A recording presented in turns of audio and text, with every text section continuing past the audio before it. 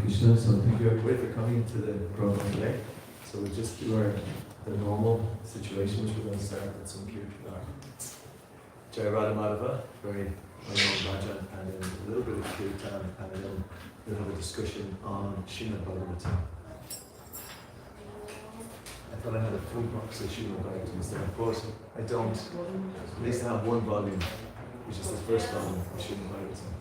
It's the book that actually comes after Bhagavad-gita. Bhagavad-gita is, you can't really say it's a preliminary book because there's so much in it. But it's kind of a continuation, shall we say, of the Bhagavad-gita. So there's a lot of very, very interesting things in this book. So I'm going to speak from this one today.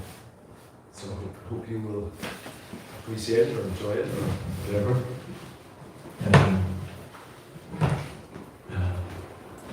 Okay, just start Hare Krishna.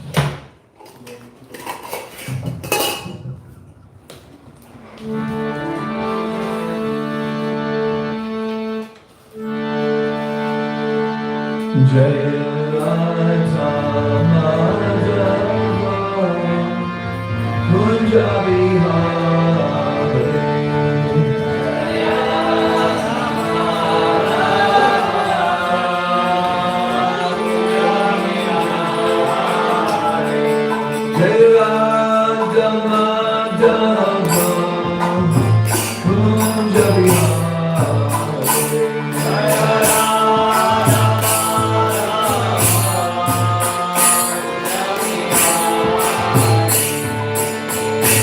Jai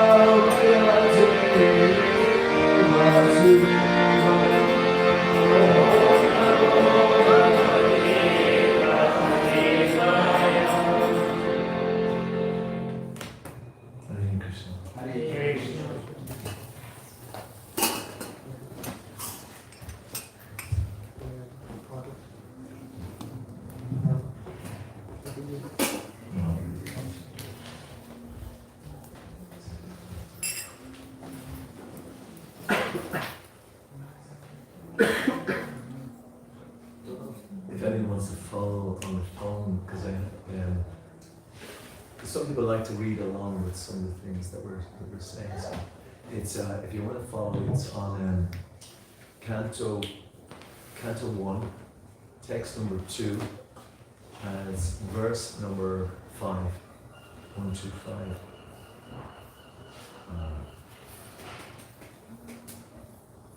And the reason that I picked this one,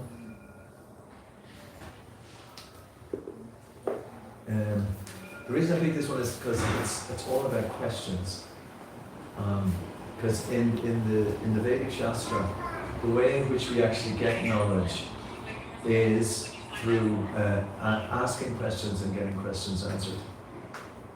It's quite different than just kind of going and learning something off and now I know it and this is it. It's all about inquiring and it's also the mood in which you're inquiring in that you can actually attract the knowledge, and also it is in the how serious you are. There's a verse which says which means that I have to have great eagerness to know.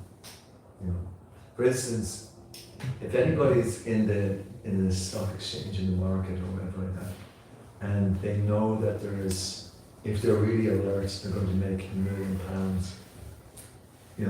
They're going to be really asking questions very eagerly, aren't they? They really want to, how am I going to do this? How does this going to happen? I know you're all very spiritual here, so that's not what you'd be thinking about. But you have to have that type of intensity. We have to have that type of intensity when we're trying to find out about spiritual life. And another example would be, for instance, if we wanted to be a champion marathon runner or even a champion sprinter, we would have to practice every day for several hours, Or if a swimmer, if you wanted to be able to swim, win a world record or something like this, you really have to work hard to actually get that.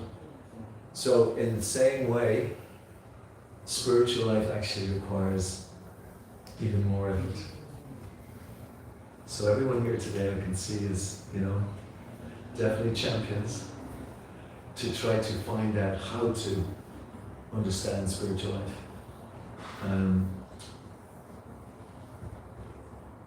So I just want to say one short prayer before I start.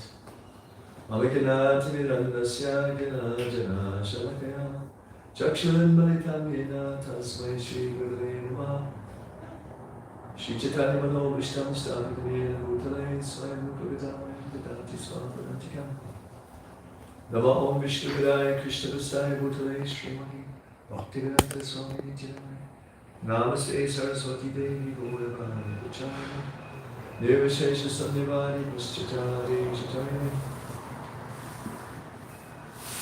So I'll read the Sanskrit. Munayo sadhu prishtoham bhavat vir lokamangalam yat krita Krishna samprashno yenatma suprasidati. O sages, I have been justly questioned by you. Your questions are worthy because they relate to Lord Krishna and so are of relevance to the world's welfare. Only questions of this sort are capable of completely satisfying the self. And the purport by divine grace through Prabhu. Since it has been stated herein before that in the Bhagavatam the absolute truth is to be known, the questions of the sages of Naimisharanya are proper and just because they pertain to Krishna, who is the Supreme Personality of Godhead, the Absolute Truth. In the Bhagavad-gita 15:15, the Personality of Godhead says that in all the Vedas there is nothing but the urge for searching after Him, Lord Krishna. Thus the questions that pertain to Krishna are the sum and substance of the Vedic inquiries. Okay, here's an interesting part that's coming up. The whole world is full of questions and answers. The birds, beasts, and men are all busy in the matter of perpetual questions and answers. In the morning, the birds in the nest become busy with questions and answers. How is that? How are the birds becoming busy with questions and answers? How's that? Anybody? Where is food? Where is food? Where is food? That's what they're thinking. They want to go and eat something. And in the evening, the same birds come back and again become busy with questions and answers. Where's there to sleep? Where's there to sleep?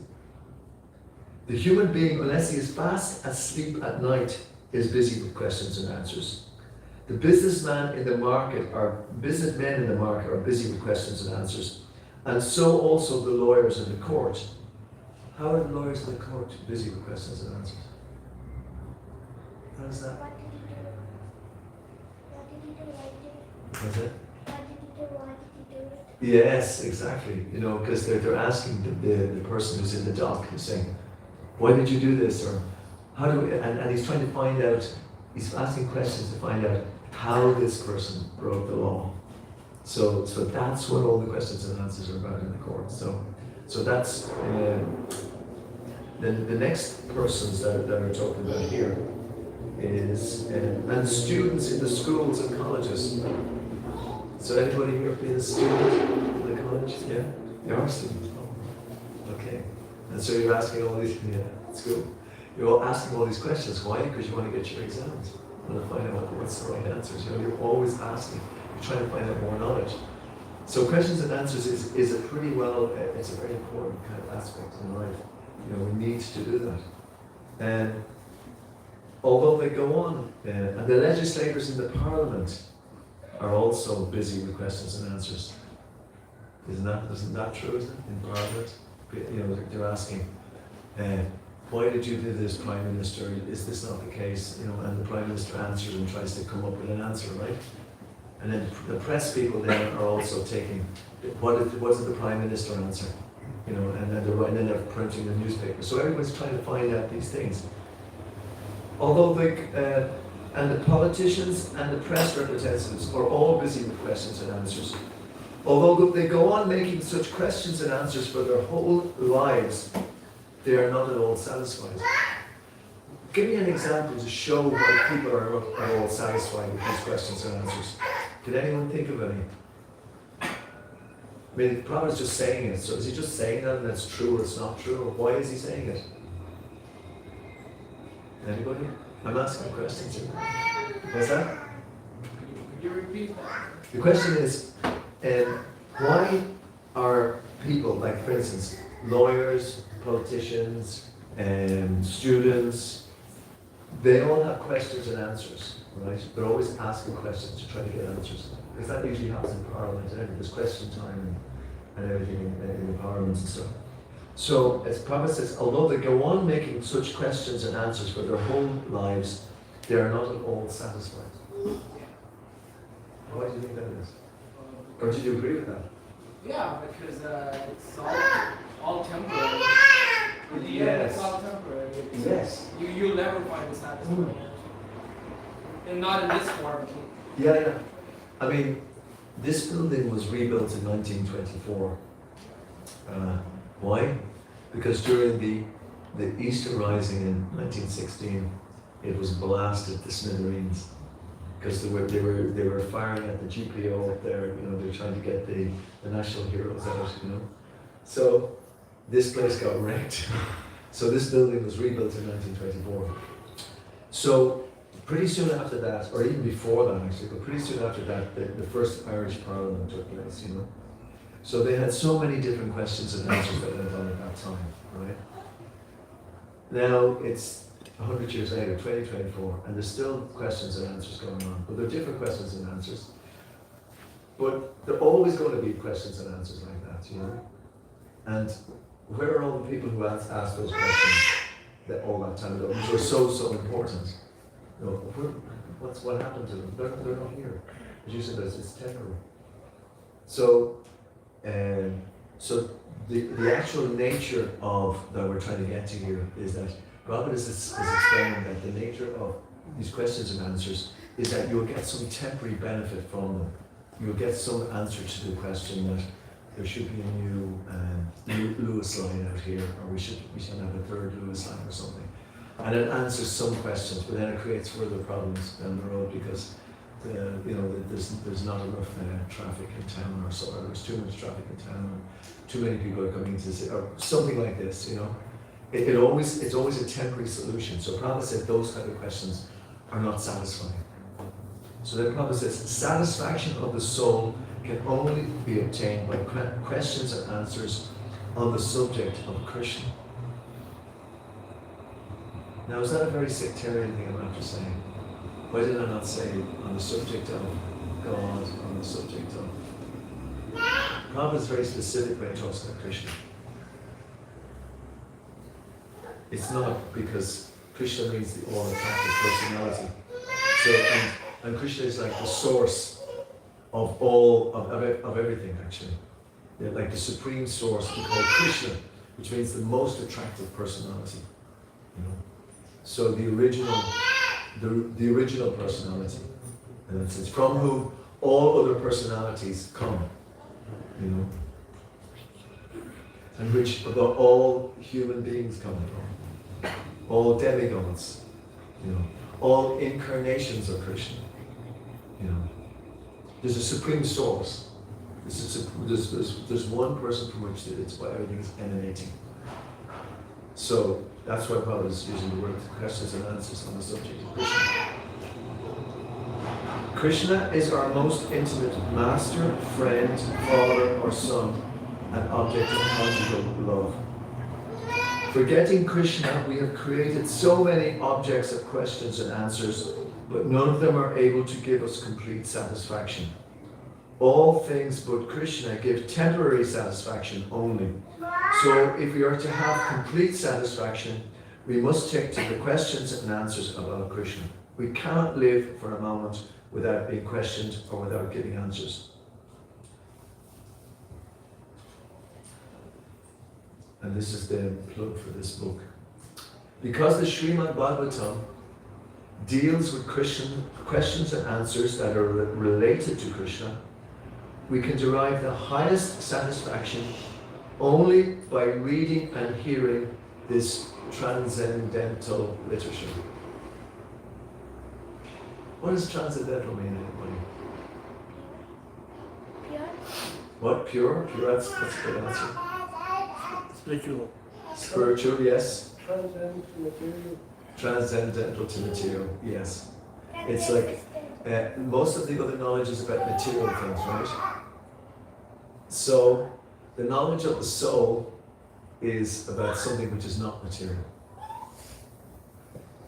And basically, unfortunately, in the world today,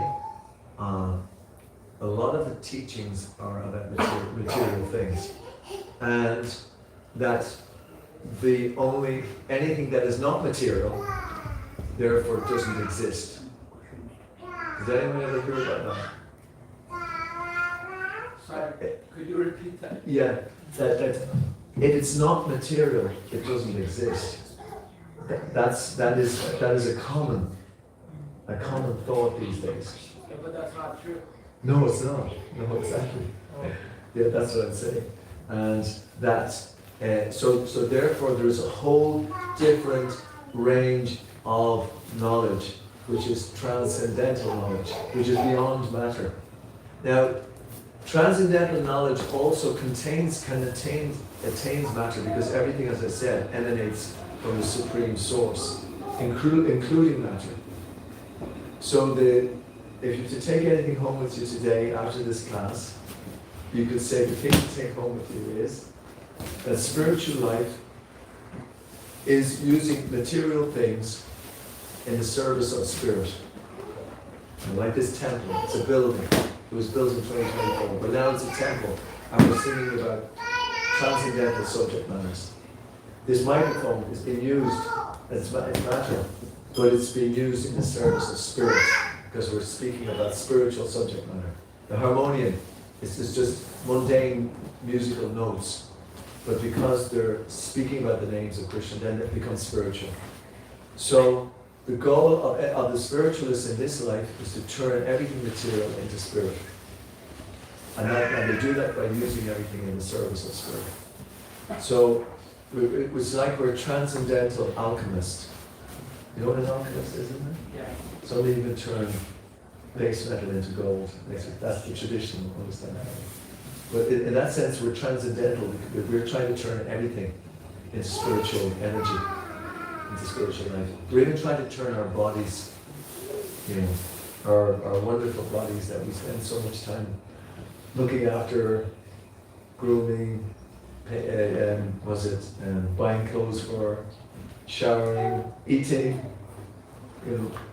these wonderful material bodies, which are super, they're actually incredible creations. The bodies are actually.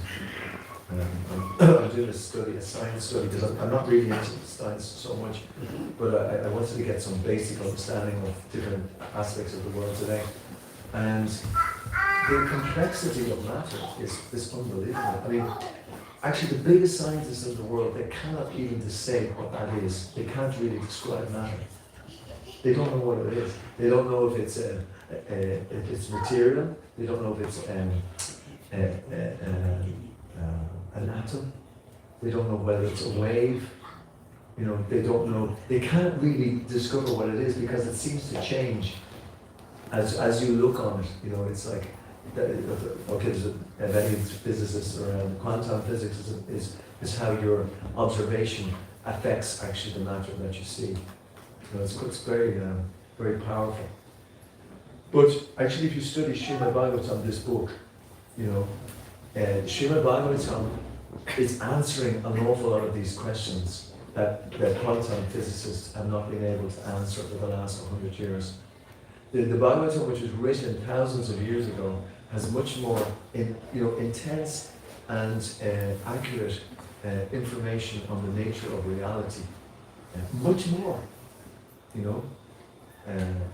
and actually a lot of the scientists in the ISKCON scientists, we have this Bhakti-Vedanta Institute, and a lot of those scientists, they're all PhDs and they've all got their kind of astrophysics and all these different qualifications, but they're using their knowledge of the Bhagavatam to inform science today, what is coming next, because it's already way ahead, which is quite incredible because it was written down 5,000 years ago, but it's been in existence since time immemorial. So that's the first plug, by the way, for the Srimad Bhagavatam, because I've got these books available. This is the first part of it. They're based on a donation, €5, €10, whatever. But there's I have all the volumes there. There's 18 volumes there, and it's all about physics, chemistry, physiology, psychology. It's in its ultimate degree is in these books. But the interesting thing is that it's not something you just go and study and you learn. You study once and you write it all out. The information or the knowledge that comes from Bhagavatam, it's revealed to you by our connection with the Supreme. If we can develop our connection with the Supreme actually gives us this knowledge. It drops this knowledge into us, and we can see it and hear it and understand it. And one of the biggest things that it does as well is that it gives us detachment. It gives us detachment from matter. Because the difficulty, the reason that we have problems understanding spirit, and generally the material world works mainly only on matter, But the reason that we have difficulty is that we're so attached to it, Our senses are attached to sense objects. Eyes, ears, nose, tongue, they're attached to the world around us. But the spiritual subject matter gives us knowledge by which we can experience spirituality, which is outside of that remit, and it gives us the ability to become detached sufficiently so that we can be ready to take this knowledge. So the qualification, number one qualification is humility. It's a spiritual emotion, it's a spiritual quality that is necessary. And so I'm going to ask a question. Why do you think that humility, this is according to the Shastra and everything, why do you think that is such an important qualification? Why is humility important? Talk a little class. So that so that people get busy, so that your ego can start to fade away, and your bhakti can be shown properly to Krishna. Yeah, it's very good because she mentioned the word ego there, which is wow, that's really big. So it's because the ego does actually prevents us from understanding Krishna. Any other?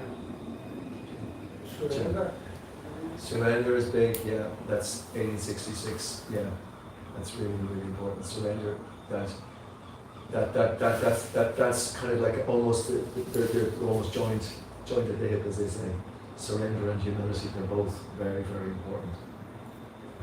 When you have humility, then only your mind is clear, and then only you are willing to surrender to the Lord, and then only you will be able to understand the Supreme. Yes. That's why. Yes.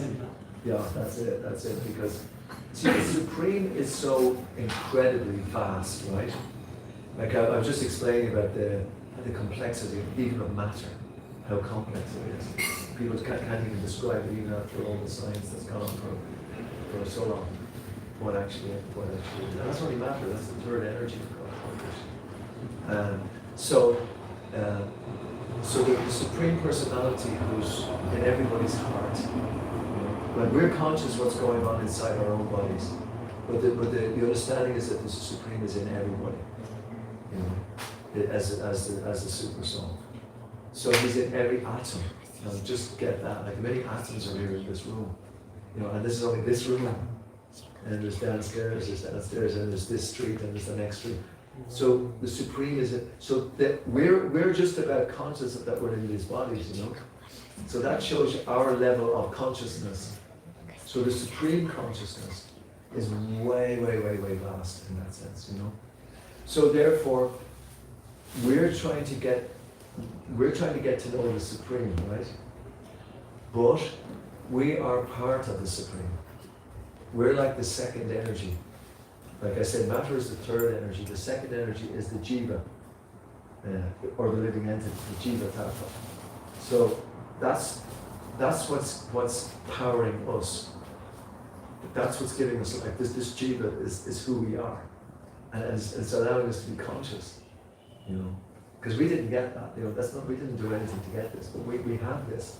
Everybody is conscious, and we are like even our bodies at the moment. They're all on autopilot functioning. Our kidneys are working, our liver is working, our brain cells are working.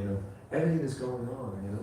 It's not really much to do with us, but because the jiva is there, the soul it's powering this, and we're also there, and the Supreme is also there. So the Supreme is there with us, and if we, and what Shani said about ego, if we only think there's only us there, and don't think there's God there as well, that's a big mistake. That's a big mistake. You can't make a bigger mistake than that. So that's why the surrender has to be there, and humility has to be there, because then you have to understand that we're not our own. And funny, we talked about this verse Robert just quoted, 15:15. It's what did you do? Verse 15:15.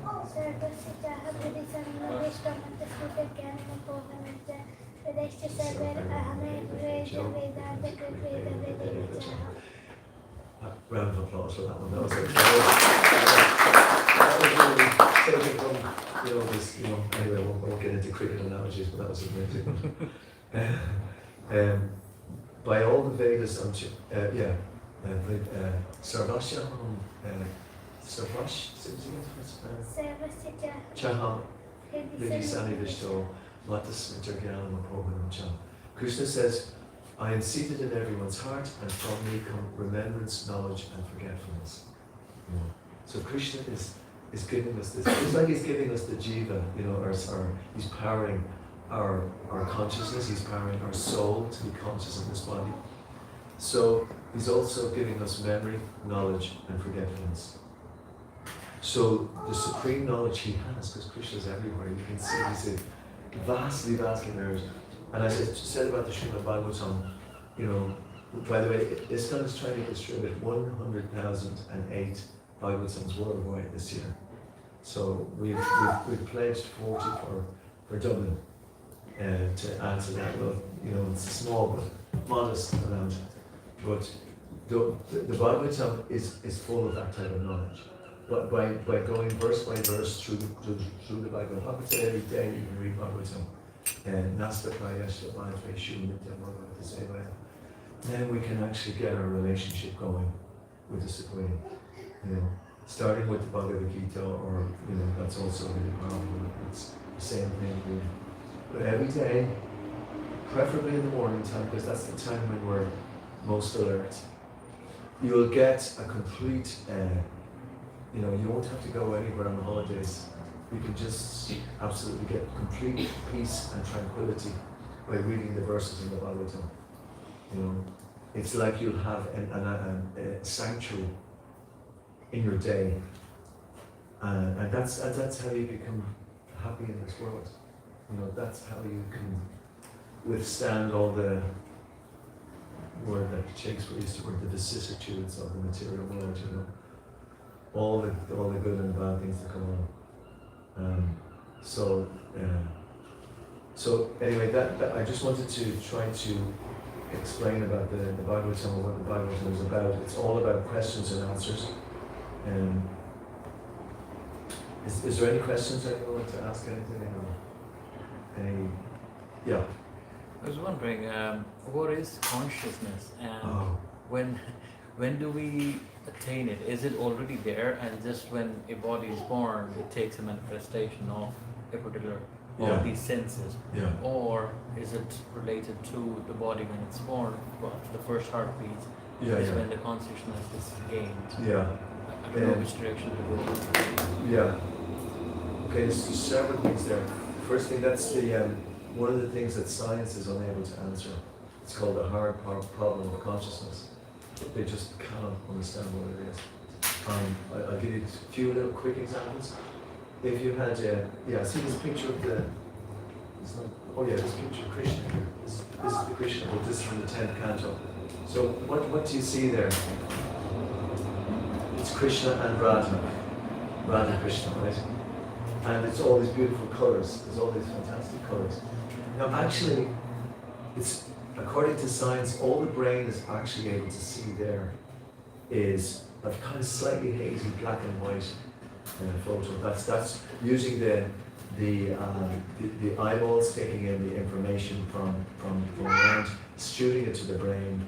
That's all it comes up with is kind of a hazy black and white picture.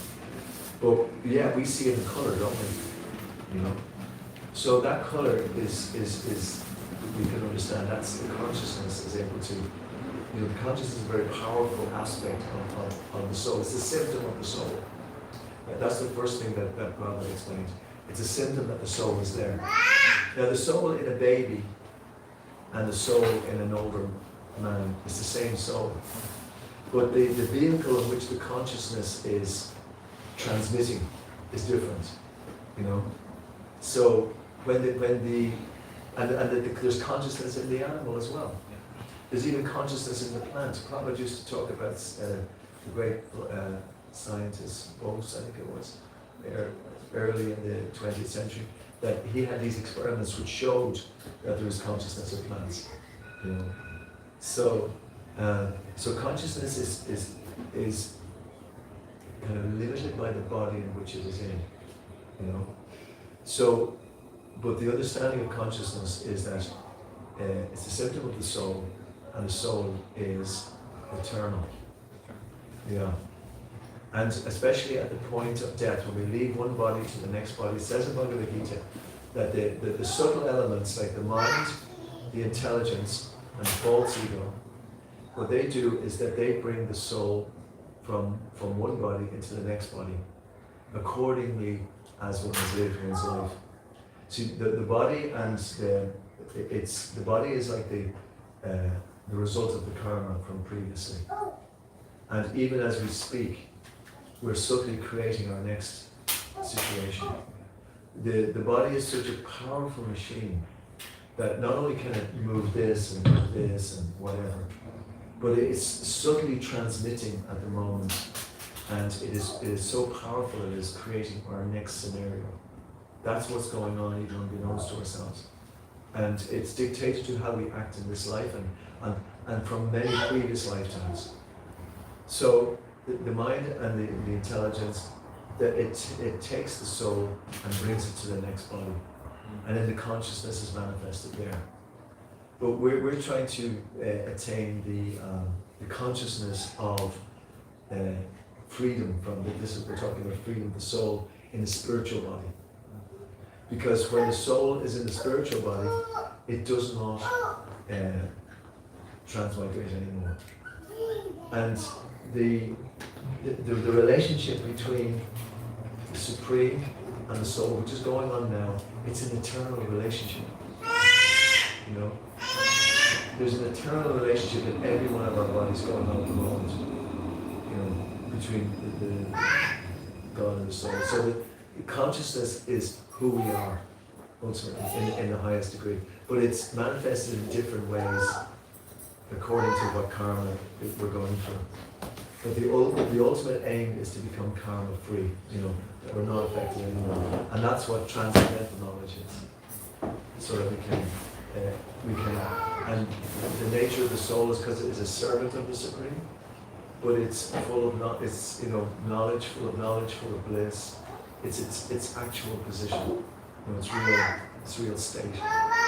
And that's what we're trying to attain again, you know, and we're trying to attain that even in this lifetime. But we have to be very, you know, very adept. We have to be very, very serious about it. You know, like we have to give it our best shot. You know, that means that we have to intensely study Bhagavatam. It means like that. The price of this knowledge, because there is a price, the price of it is our intense desire to have it. That's why all these questions are being asked, because people want to have this knowledge. The whole Bhagavatam is all about questions and answers. So your question is very apt, you know, very important question. Thank you. Yes? We are like fallen souls, so we don't really have that much knowledge. But sometimes we commit mistakes, but we don't know. So then how do we know that we committed a mistake? Okay, that's sometimes we because we're in a fallen state, you know, and that means that we're in, you know, we're not in spiritual consciousness. We're in, you know, in material consciousness, and we make mistakes because that's part of being here in the world. So. So when we make mistakes, what was the last part of the question? Like, how do we know that we made a mistake? How do we know? I think we can kind of take it for granted that we do, that we will make mistakes. You know, I think, and this is kind of a delicate thing, but I think you might know something. You know a lot about this one. Is that we're trying to keep ourselves in a state of sanctity. You know, that's what we're trying to do, even in the midst of all the different things we do in the world. It's not easy because we have our previous karma, you know, that has us acting almost against ourselves, you know. Like sometimes we do things, Arjuna says to Krishna, by what is one impelled to these acts, mistakes, for instance, as though impelled by force? What is it? Why is this happening? And Krishna says, he answers very clearly, he says it's lust only for Arjuna, and that's not just, you know, that could be lust for power, lust for money, lust for all these things, which is preventing us. He calls it the all-devouring enemy of the soul, you know. So therefore, we're affected by these things. So, what do we have to do? Anybody give me an answer to that? So we're affected by these things, we do make mistakes. Can we take this lust from our mind? Is that it? Yeah. And how do we do that? Harinam, yes. It's the most extraordinary thing. I noticed that when I first came to Krishna Consciousness, the power of chanting, you know. And like we have our Kirtans, and we can, you know, after the classes here, sometimes they go on for way after the time, you know, because there's a real, it's a clearing. Chaito darkana margina. It means that it clears the dust on the heart for millions of lifetimes. You know, the actual karma is taken away, and this is such a powerful energy that sometimes it's said that even, which might be kind of a little hard of a concept to grasp, but even demigods take birth in this planet in Kali Yuga just to get hold of this chanting, because it's such a powerful thing, and especially if it's done early in the morning, you know, on Jaffa beats. That's everyone loves the morning time. You know, the alarm goes. You know, alarm goes. Okay, just turn that off. But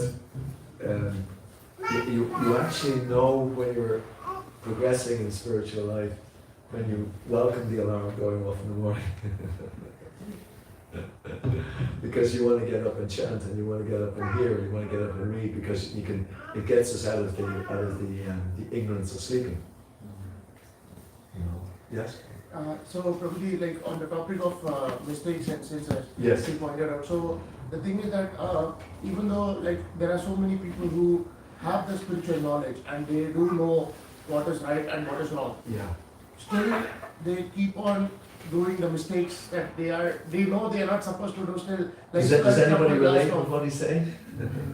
Lots of lots of power, lots of money, or anything like that. Yeah. Still, they keep on doing it. Like even though they know they are not supposed to do it. It's a difficult place. The material world is a difficult place. I mean, you know, you're affected by so many things.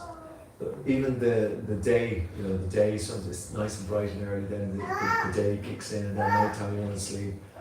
That's going on. Karma is going on, is affecting us. And what else is affecting us from you know, there's so many things that are affecting our consciousness. The boss said something to us, or we're the boss and we said something to somebody else, you know. There's instant karma, you know, that's going on. And how we act and how we behave can be somewhat dictated by our previous karma. And therefore, it's almost like we don't have free will. It's almost coming this way, but we do have free will. This is the thing. But what is the best use of free will?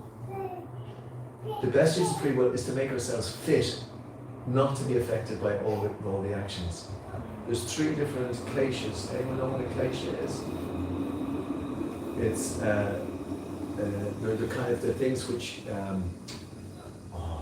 see how to put it. Suffering? Suffering, 3 types of suffering, very good, yeah. There's 3 types of suffering. It's Adhyatmika, Adhibhautika, and Adhidaivika. Adhyatmika is the suffering that's given by ourselves from our own mind. Anybody ever suffer from that? Mm-hmm. How about low self-esteem? What about that one? Is that a good one? You're no good, you can't do this. So, or even high self-esteem, which is worse. I'm the best. I'm the best. You know, the mind is Krishna says in the Bhagavad-gita, it's the most difficult, and Arjuna says by you know, how can one control the mind? Chanchala hi Manu Krishna. The mind is chanchala, it's always flickering. So you're in a flickering mind, that's another thing. The mind is going, well, I want this, I want this, I want this. Because the mind is an instrument, it's not us. You're not the mind. The mind is constantly dictating, it's a machine. It's just like we have the hand, which is useful. So the mind is the center of the senses. So the mind is I want this, I smell this, I taste this, I look this, you know. The mind is throwing this information in at us all the time. And we're having to deal with it, you know. So controlling the senses, controlling the mind, that's what is the secret of spiritual life. So if something like that happens, you know, and we're thrown off course, Krishna says it is possible by constant practice and detachment. Practice is sadhana, and detachment comes from hearing about Krishna. And this detachment, I tell you guys, it is incredible. I mean, I've talked to some devotees about this. Like, it's not just I'm giving them sweets for Lent. That's the Christian one. Or I think in Ramadan you don't eat at a certain time, and then it's also you know, people perform austerities. They go to the mountains and they try to control the mind. And it's often the example is often given as somebody going to the Himalayas and then it comes back down to the world and somebody brushes off and he says, "Don't do that to me."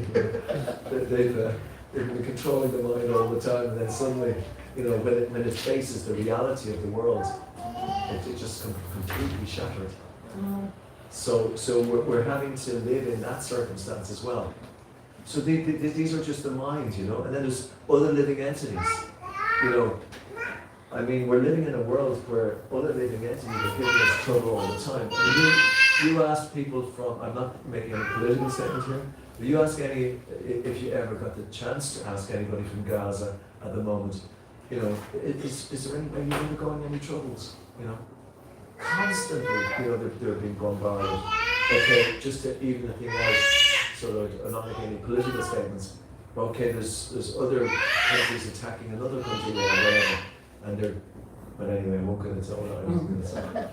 But that's other living entities given, but I'm sure my wife has to deal with me, when I make all these demands, and eventually she says, "Shut up." But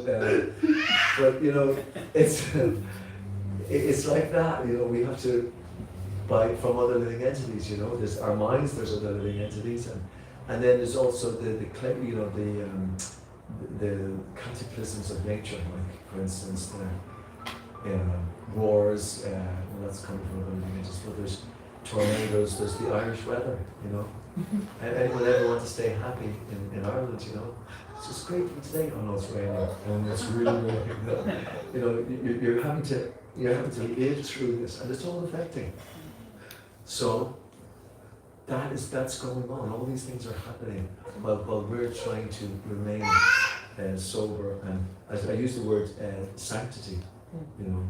So if we're not able to achieve that all the time, at least do it for a certain part of the day. And the practice to do that is chanting Hare Krishna.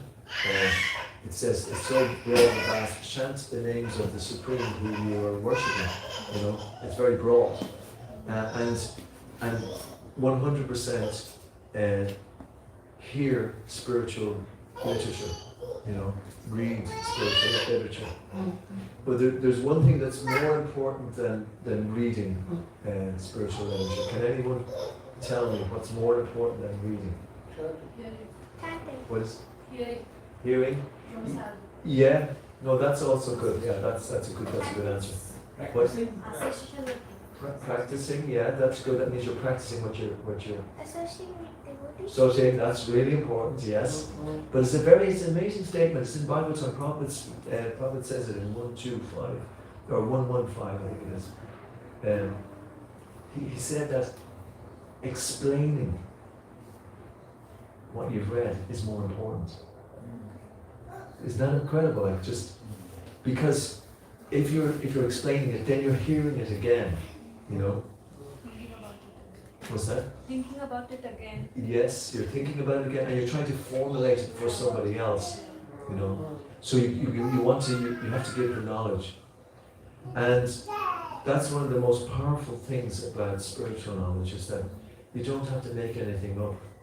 In fact, that's the disqualification. The knowledge is already there.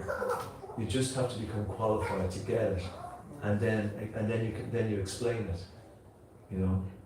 So that takes a lot of meditation to do that. So when you're hearing, you're hearing, and then you're meditating on what's being said. And okay, I've been doing this for a few years now, but I can tell you there's nothing as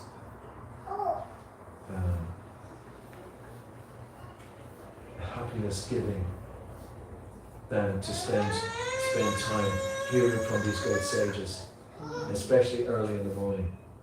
In fact, I got this from one devotee one time. When I wake up, I brush my teeth, I wash my hands and face. Lots of people just go and have a shower, but because we haven't got a temple which has Mongol Arati, I go straight away and start hearing. And it's probably the most blissful hour I have during the day, because it's just the information that's coming. It's coming just by hearing what these sages are saying. there's a receptacle in me because I'm the soul, and the soul starts to become self-aware and understands, and that's where real consciousness happens. You know, when you get that feeling what it is like to be a servant of the Supreme. It's not just me there anymore. It's me and the Supreme, and the Supreme is quietly reciprocating with us. You know, he's quietly speaking to us. You know, giving us internal information that we always know, we always knew, but we forgot.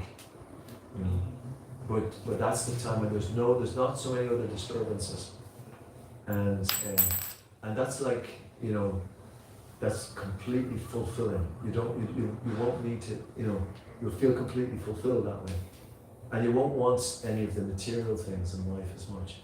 You know, the material things, you'll see them as to how to use them in Krishna's service, and God, you'll understand that these belong to God. They don't belong to me. I'm just here for a very short duration, and any of these things I can only use, but you know, temporarily. And that's where a lot of the problems in life happen, is when somebody says, oh, I want that. No, that's mine. No, that's mine. You know, this is my country. No, it's not. It's right. I was born here first. No, I was here before you. You know, and it gets from the little children playing over a toy to big children playing over countries. You know, but if devotees can actually absorb this knowledge, then they can help the world, you know. And this is where this point about explaining that why this is so important, because the world is there so that we can learn. You know, the world is there for us to learn how to go back to the spiritual world.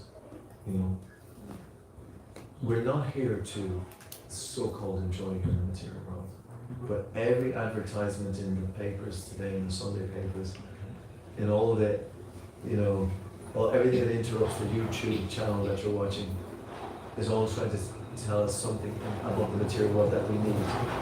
You know, that's not what we need. We need to learn how to go back to the spiritual world. That's why everyone's here today. You know, by Krishna's grace.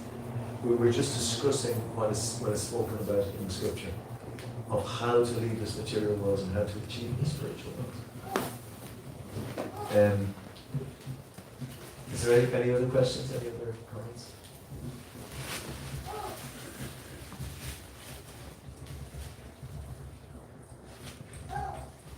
Because I just, there's one other point that I want to get out. I'll tell you, that's why it's so important to explain the philosophy, because the Supreme has set this place up so that we could learn these lessons.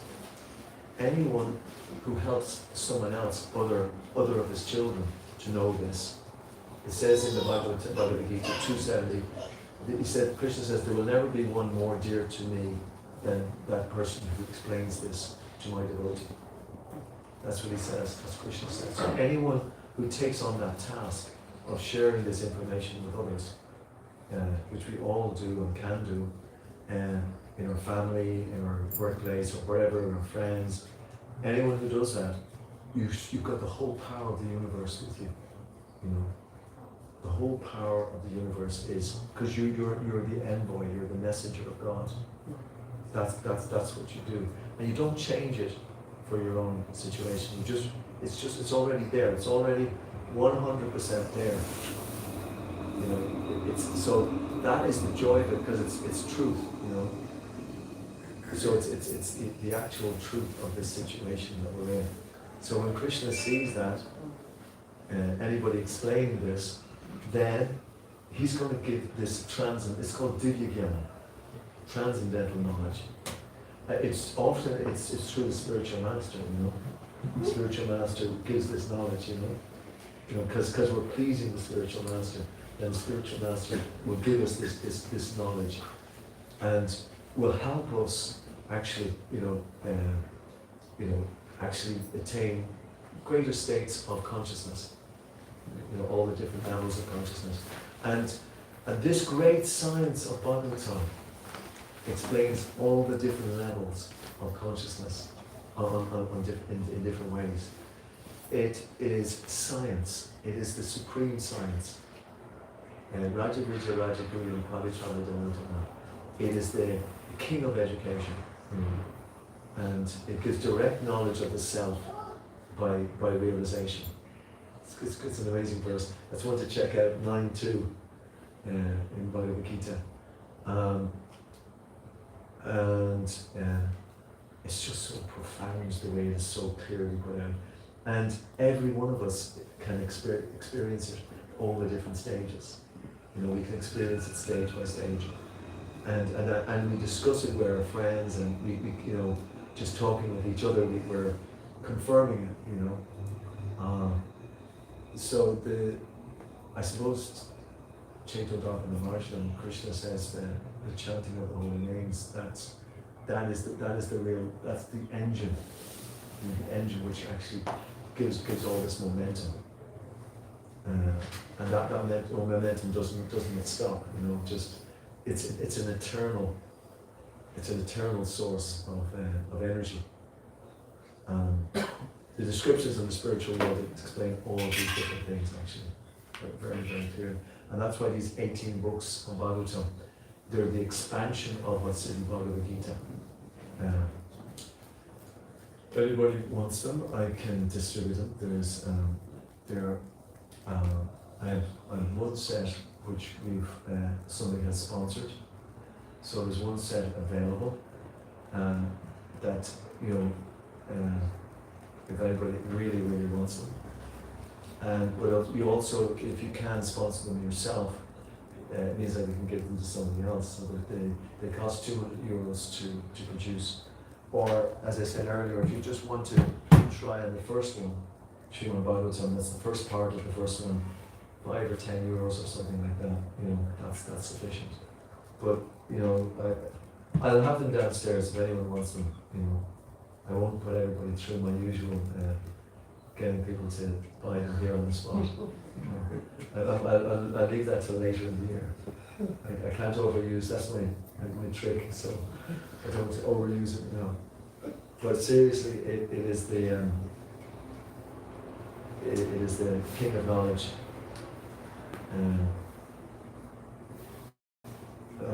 Are we done, or is there any other question? Anyone comments? Would like to say anything else? I could, yeah. By association with the devotees and continuous chanting, do we have the intuition to do the things, or do we have the instant feeling not to do the things? As the discussion going on. Yeah, it's going to happen. I'll tell you, it happens in different ways. Sometimes yes, generally yes. But if Krishna sometimes wants to teach us something, then we'll make the mistake. And in that mistake, Krishna's teaching us something. But the beauty of it is that Krishna's teaching us that something. Because if we make a mistake and we're not chanting and we're not associating, if we make a mistake, then karma will teach us. It's just like it's almost like an impersonal law. So everything happening to us Exactly. is for good. Yeah. Everything happening to us is for good if we understand where it's coming from. But sometimes whatever happens is we blame somebody else, say, no, you're the fault. I didn't deserve this. But God, why did you do this to me? I'm a great person. I've done it. Look what I did for you. They're the type of mentality that's what's in. Consciousness we need to have for that realization. Yes, that consciousness, yeah, understanding that everything is coming from Krishna. That's the supreme consciousness. Our divine grace, A.C. Bhaktivedanta Swami Prabhupada, could not even. He was on his bed, very, very almost just before he left his body. He says everything animate and inanimate is coming by the divine will of the Supreme. His consciousness is Krishna consciousness. And he was saying that right up to the very last few minutes. So yeah, Krishna is getting into those things. So sometimes we don't forget, we probably will make mistakes. Krishna still has to teach us things, you know, and sometimes they're hard lessons, you know. Actually, you know, we don't want to get the hard lessons. We only want the good lessons. But once we go through them, we won't have to go through what Queen Kunti went through, or Draupadi, or, you know. But we will still have to go to our version of that. But remember, the main thing is that Krishna is with us at that time, and we'll see Krishna. You know, we won't be on our own in those times. You know, Krishna will be there, and spiritual master will be there. You know, so that's the jackpot. You know, but it's counterintuitive. You know, we're not going to deliberately go out of our way looking for difficulties, but the difficulties that come will be there, and we will make so much progress. Yeah. Thank you. One small comment I would just like to add in terms of like association of devotees and hearing the chanting and hearing the from the sages. One thing which I have personally experienced through the association of wonderful devotees and by chanting and by doing kirtans is that as Manu Prabhu rightly mentioned that we have the subtle ego in us and it's very difficult to get rid of. But by associating with devotees, my own personal ego was down. It was completely down, and now I just say that everything is because of Krishna's grace that I have been getting this. So personally, I have experienced this. So yes, I would say that Bhagavad Shavan or like the association of devotees, Bhakta Sangha and the Sankirtan, it really helps you, especially in terms of ego. Yes, that I can really definitely say with a grateful heart. Thank you. Sure. So I have a question. Yeah. So like, I had a constant fight, like should I help others or not? Mm. So if I'm helping, I'm staying where I am, but I'm not growing as such. But it repeats because someone comes near me asking, okay, can you help me out with some part? Oh yeah. So I never said no actually. But it is a fight between them. Yeah. I mean, the thing to do is are we really helping somebody? See, we have to know how to help somebody. Somebody might be coming and asking us, have you got, and I don't know the circumstances, but somebody might be asking you for a loan, or may ask you, can you help with this? You know, that may or may not be helpful. You know, not really, because sometimes those things can be in karma. You know, you're going to help them, but you're going to have to be helped in the same way in the future. So it depends. It's nice, it's a nice mood sound, definitely. It's better to be congenial towards people. But the difficulty in this world is that we're living in the world of the cheaters and the cheated. You know, it's like Bhaktisiddhanta Saraswati Maharaj, she's the spiritual master of Sri Prabhu. He said that is the world in which we're living in. It's not a great place, there's so many things like that go on. So therefore you do have to be a little bit careful about being too, because people can take advantage. I'm not saying that's what it is, but you have to be also very conscious that you have a duty as a person, as a servant of God, to do what's best for you to make spiritual progress. And sometimes it may be not to give that person something, So you have to. That's some things which you can't really learn, especially through spiritual life. You learn what are the most important things. It'd be nice. Yeah. Like when you're sleeping, when you're thinking while you are like about to go to sleep, that whether you did the right thing or not.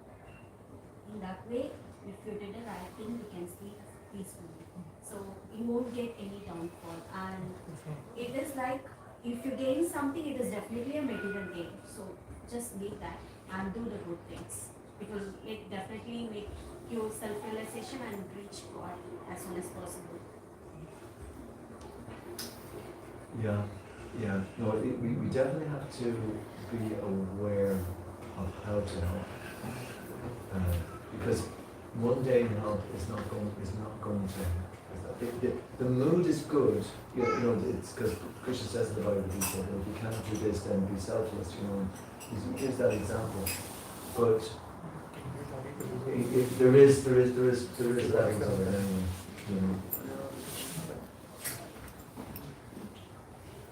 Yeah. Anything else?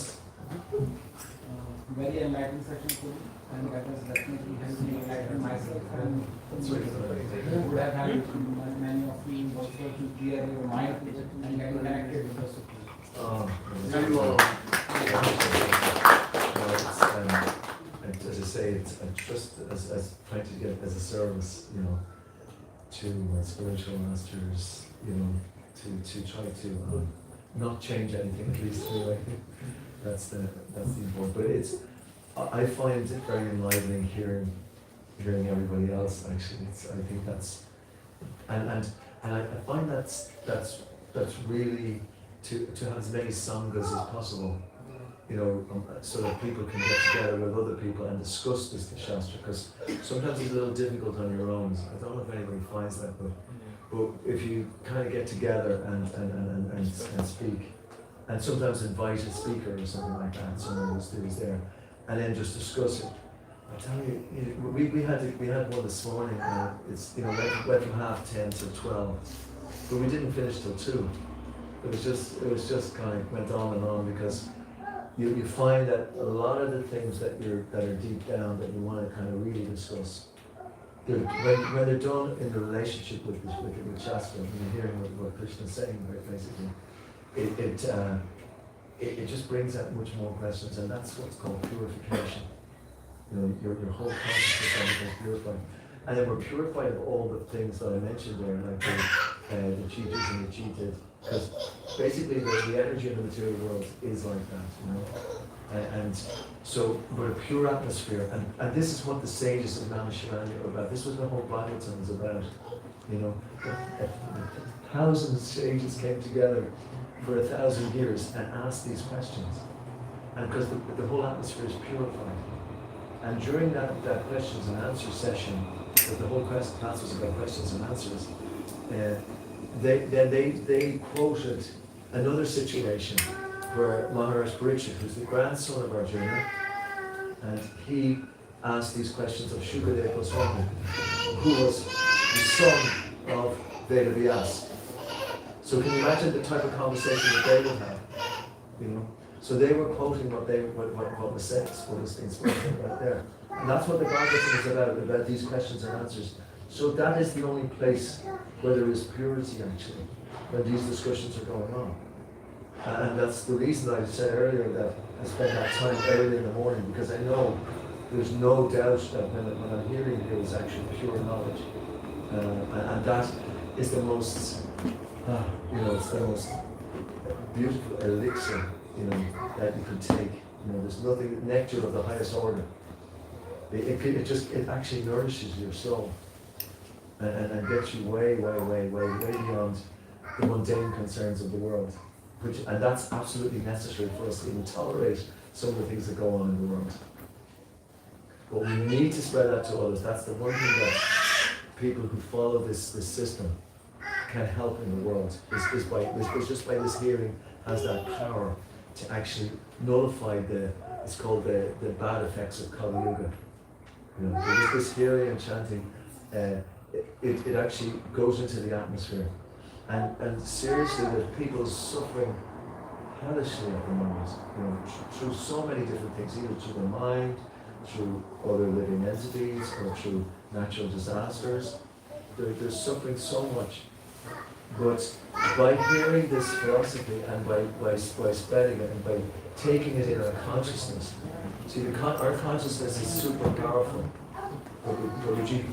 Our consciousness is super powerful, If we can take this, we call Krishna consciousness, we can take this consciousness, that has a powerful effect in the world as well. It actually has a profound effect. And it's probably the thing that we can do the most in this world, just by hearing and chanting. So that's the great knowledge that's here, that's available. So now we have another. Oh, we have one more question. Okay. So I wanted to ask how important is acceptance in our life? Acceptance. Because I have started implementing it recently.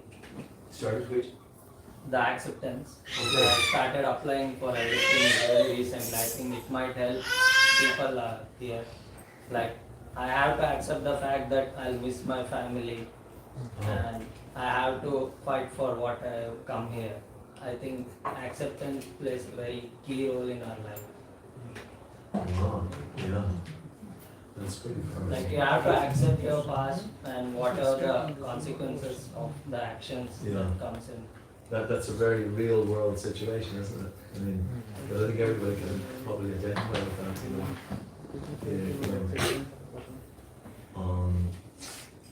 Yeah. No, we do accept certain things, and if it motivates us, you know, it can be good.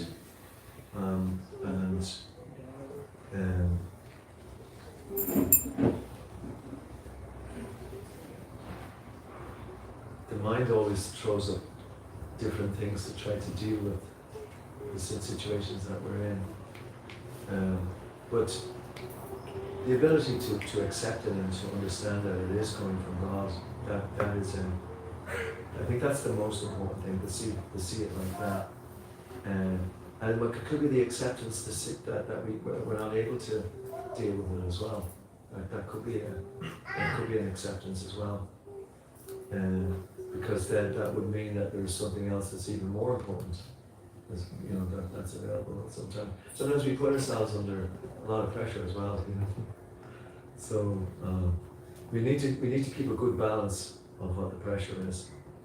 But it's like everything else. If you know, that balance comes about by spiritual life. You know, it comes about by hearing and chanting. You know, early in the morning if you can do it. I keep on the same kind of records, like a broken record. If we can get into those states of consciousness, then it doesn't matter what happens almost, you know. And then we'll be inspired from within. Krishna will give us the idea to do something. And the clear idea which will be for our benefit. So that is, and when you experience that, then that becomes a great motivating factor. So then you can do anything almost in the service of Krishna. So thank you for sharing that. Very nice mood. Yeah, we have a very important announcement. Prabhu is a big follower of the Bhagavad-gita. And thank you very much for the lecture. no problem. And now No, he's going to give us.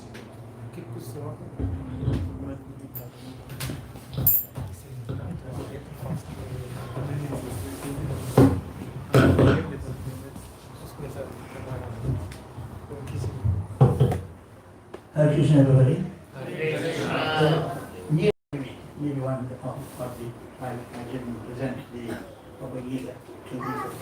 I present the two Bhagavad-gita a week.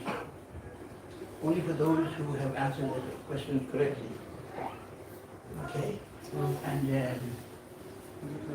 in 11.5 months, I've never introduced myself as to who I was.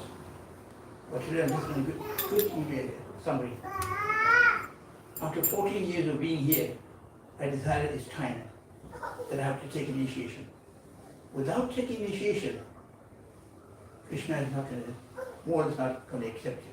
You have to be initiated. You have to have a guru. So, how many of you are initiated? Put your hands up, please. 1, 2, 3, 4, 5, 1, 2, 6 people. And Bhagavad always says, don't waste your time. Get initiated. It doesn't alter you. It makes you better. If you ask one of the initiated devotees, how much has it changed them? I should ask them, has it changed you much? Probably. You're doing the same thing, and except that you're intensifying your learning and reading and chanting and so forth, because there's certain set of rules you have to follow. So try. now is the time, okay, to do that. And don't waste your time. Prabhupada keeps saying, don't waste your time, get initiated. Because without a guru, you're nowhere. So my Guru Maharaj is Bhakti Vikasa Swami. But we are not meant to, not meant to promote your own guru and promote. No, but my Guru. Yeah. And I went to Sri Rangam. Does anybody know where Sri Rangam is? Tamil Nadu, yes. And I've seen it many times, but please, get initiated. Don't waste time. Now I'm going to ask the two specific questions which I have there.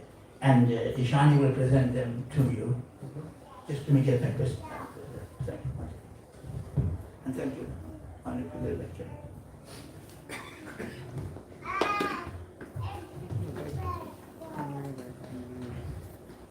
First question. Please put your hands up. If 10 people are going to shout, then I wouldn't know who's first. Only the first person will get the book. So put your hands up. First question. Who wrote the Mahabharata? Can one? This part has two answers. Who wrote the Mahabharata? I'm going to get somebody to. I'm going to get Manu Prabhu to First. see who put the hand up first. Yeah. No, this doesn't. Yes, You're right. Yeah. I don't know exactly. Lord Ganesha. No. So next answer, your son. Actually, you're right, but you see, there's an answer before that. So I want that on the two correct answers. Who wrote it, who spoke it, and who wrote it. Okay, now that. Are you here for the first time? How many of you are here for the first time? Please put your hands up. Last week, the 10th person won the book and was here for the first time. 10th person. Put your hands up. Who's here for the first time?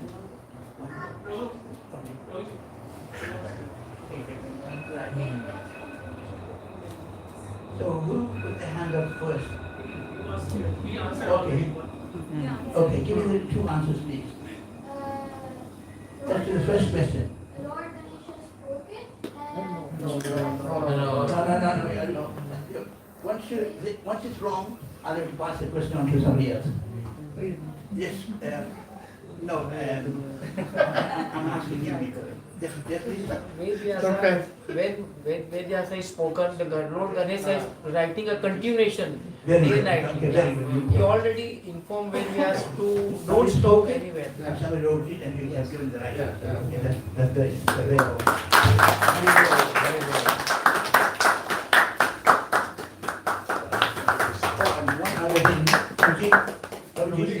One other thing.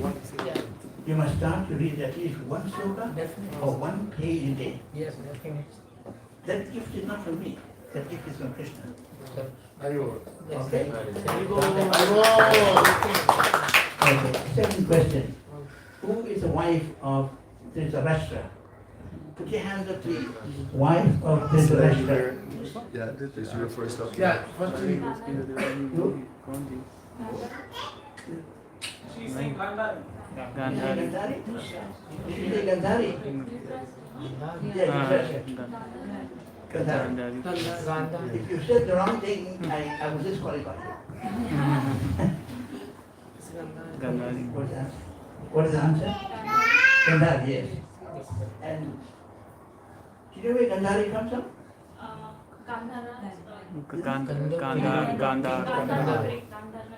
Afghanistan. Okay.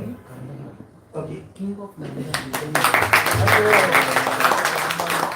I'm going to ask you, the moment you open the book, you will have to start to read either one sloka a day or one page a day. Your choice. Okay? Thank you.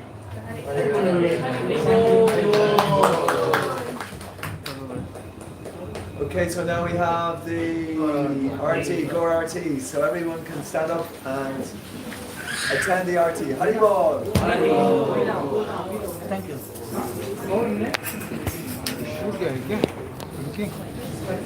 जाओ आगे.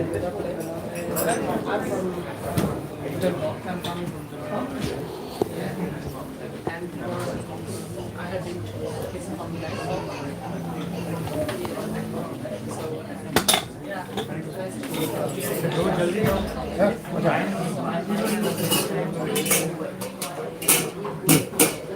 तुम्हारा setup पकड़ो, उसको आगे लगाओ, सब side में दे दो ब्रो, केशव ब्रो को नीचे से डाउन होने देना. क्या कह दो उसके बाद 1 मिनट ब्रो, मुझे 1 मिनट ब्रो, इस पर ढीला क्यों? एक उनको सिंगल को लगेगा 5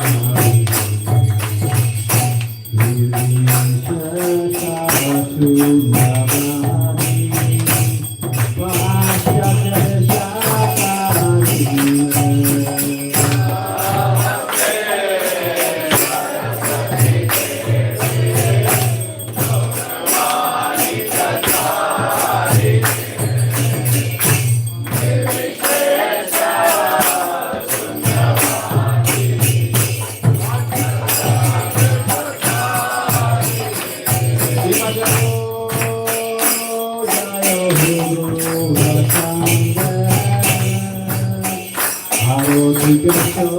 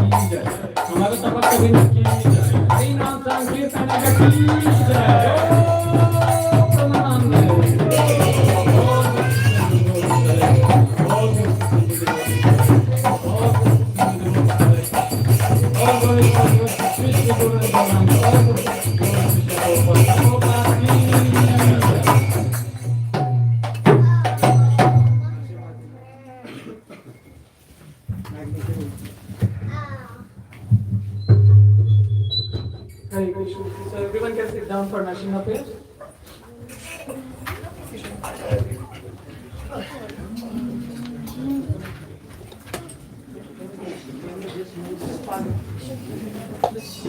Yeah, sing Nashima.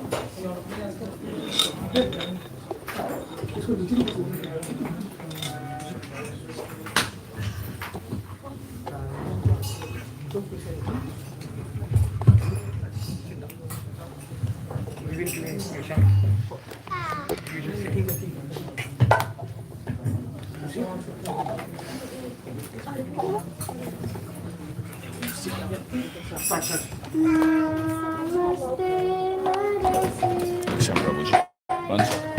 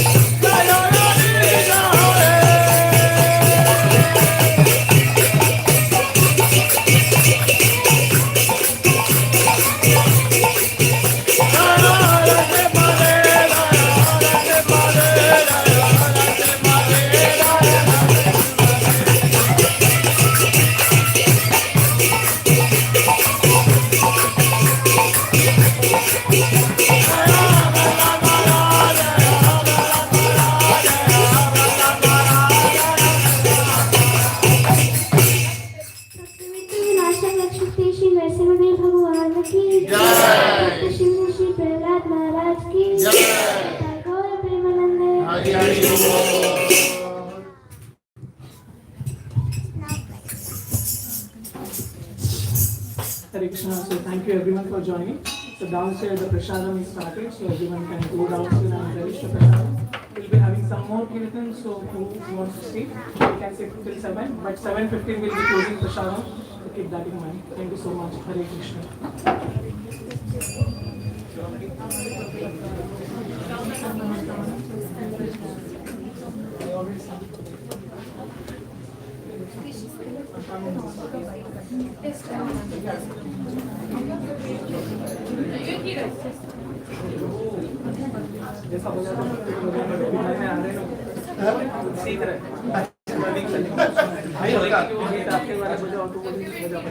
बीच में अरे नहीं वो बीच में तो तिहाई होता है तबला में होता है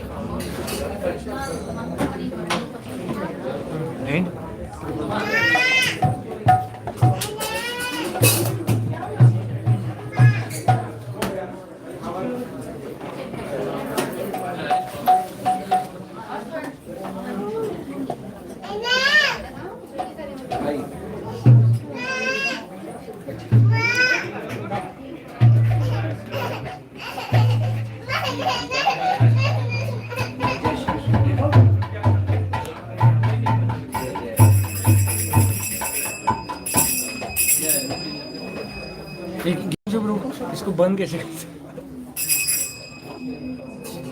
बस इतना ही अपने आप से